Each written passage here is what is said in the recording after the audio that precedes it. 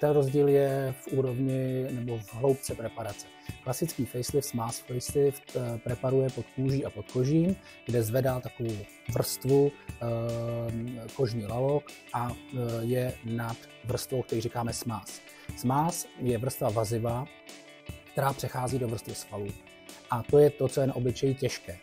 To je ten princip toho faceliftu. Princip není o kůži, že se vytáhne a uřízne přebytečná kůže, ale že se zavěsí to, co je těžké na obličeji, a to je právě ten Smaz.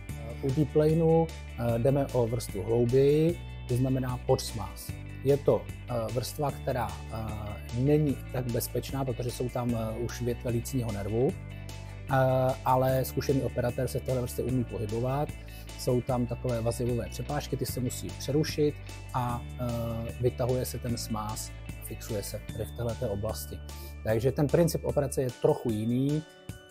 Nikdo nemůže tvrdit, že jsou výsledky lepší, jsou trochu jiné, ale deep plane facelift víc mění, jako radikálně mění tvar obličeje.